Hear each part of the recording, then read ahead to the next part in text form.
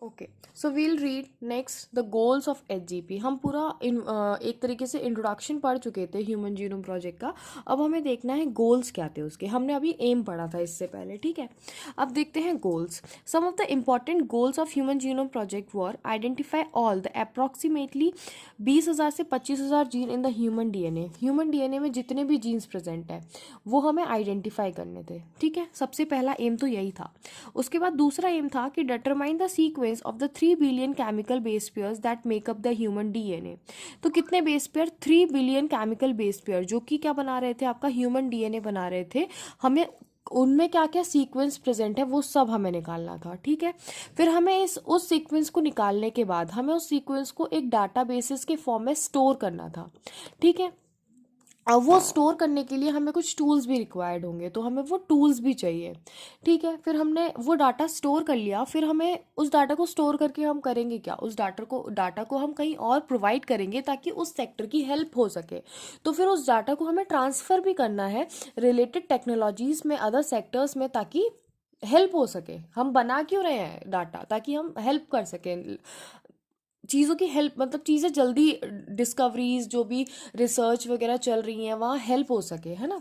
तो ऐसे इंडस्ट्रीज़ में हम उसको ट्रांसफ़र भी करना है, जो डाटा हम स्टोर कर रहे हैं उसको।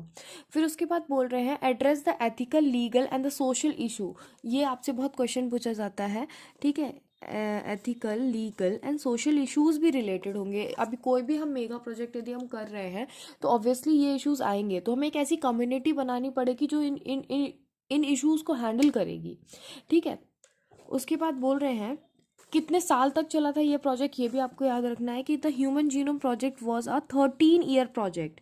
अब किस किस ने हेल्प की, फंड किस किस ने दिया? Coordinated by US department of energy and the national institute of health during the early years of HGP. देखो 13 साल तक चला है।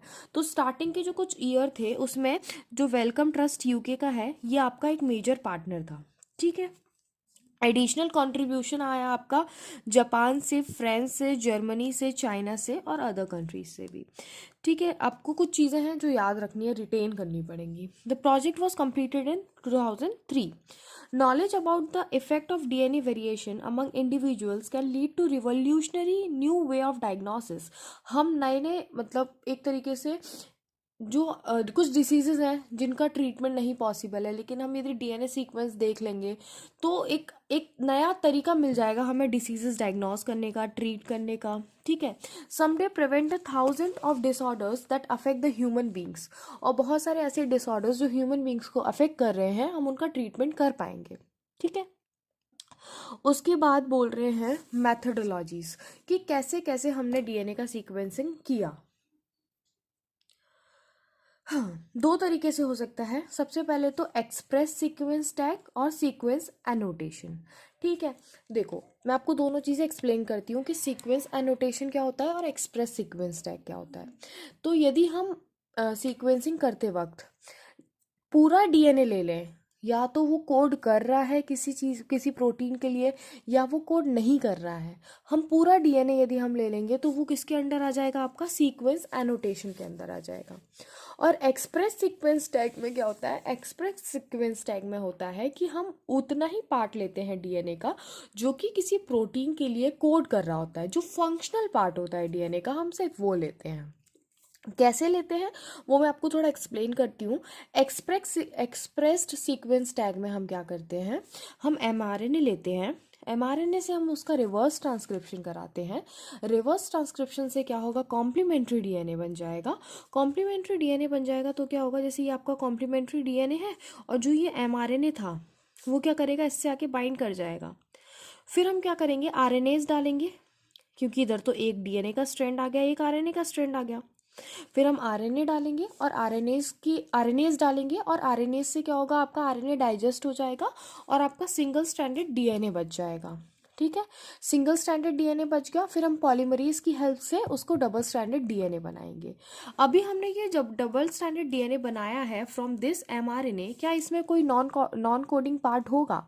नहीं, इस डीएनए में सिर्फ कोडिंग जीन होंगे, ठीक है, no non coding genes present, ठीक है। तो आपको इतना नहीं याद रहता है, ये प्रोसेस नहीं याद रहता है, तो इट्स ओके, आपको सिर्फ इतना याद रखना है कि जो एक्सप्रेस्ड सीक्वेंस टैग होगा उसमें हम वो पार्ट लेंगे डीएनए का जो एक्सप्रेस कर रहा होगा खुद को, ठीक है, फंक्शनल पार्ट लेंगे। और सीक्वेंस एनोटेशन में क्या करते हैं हम, कोडिंग पार्ट हो नॉन कोडिंग पार्ट हो, हम पूरा ले लेते हैं उसमें, ठीक है। उसके बाद क्या बोलते हैं, और जो सीक्वेंस एनोटेशन में था उसने क्या यूज़ किया था, उसने सैंगर सीक्वेंसिंग यूज़ किया था। सैंगर सीक्वेंसिंग क्या होता है, सैंगर एक साइंटिस्ट है जिन्होंने डीएनए सीक्वेंस किया था, और उन्होंने पूरे डीएनए को सीक्वेंस कर दिया था, चाहे वो कोडिंग पार्ट हो चाहे वो नॉन कोडिंग पार्ट हो, ठीक है। और फिर उन्होंने उसके फंक्शंस भी बताए थे, जैसे कि ये बेस पेयर, जैसे कि ये ए, जैसे हमने जेनेटिक कोड पढ़ा था ना,